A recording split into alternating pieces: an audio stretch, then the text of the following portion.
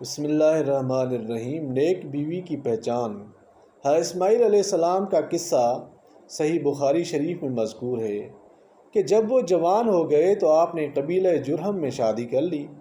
ابراہیم علیہ السلام کو خیال آیا کہ جا کر حالات دیکھوں۔ جب ابراہیم علیہ السلام وہاں پہنچے تو اسماعیل علیہ السلام گھر پر موجود نہ تھے۔ آپ نے ان کی بیوی سے دریافت فرمایا، معاشی حالت کیسی ہے؟ اس نے کہا، بہت تنگی ہے، بڑی تکلیف میں ہیں، گزارا بہت مشکل سے ہو رہا ہے۔ اس قسم کی کچھ شکایات کیں تو ابراہیم علیہ السلام نے فرمایا، جب تمہارے میاں آئیں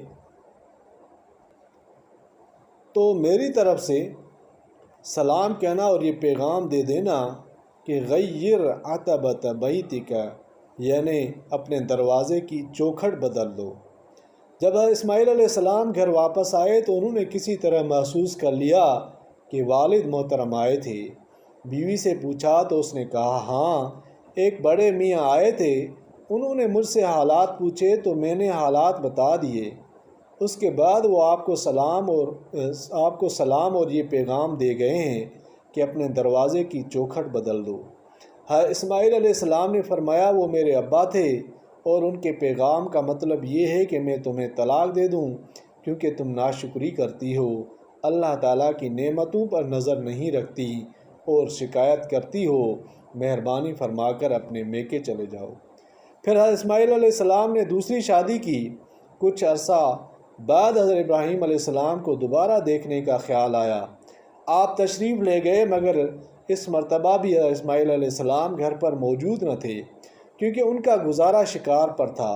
پیداوار تو وہاں کچھ نہ تھی، شکار کر کے لاتے اور اسی پر گزارا کرتے تھے، اس لیے تقریباً روزانہ شکار کے لیے جانا پڑتا تھا۔ حضرت ابراہیم علیہ السلام نے ان کی نئی بیوی سے حالات پوچھے تو اس نے کہا، الحمدللہ، بہت اچھی حالت ہے، اور بہت سی تعریفیں کیں کہ اللہ تعالیٰ نے بہت سی نعمتیں دے رکھی ہیں۔ حضرت ابراہیم علیہ السلام نے فرمایا، جب تمہارے میاں آئیں تو ان کو میرا سلام کہنا اور یہ پیغام دے دینا، ثبت عتبۃ بیتک، یعنی اپنے دروازے کی چوکھٹ قائم رکھو۔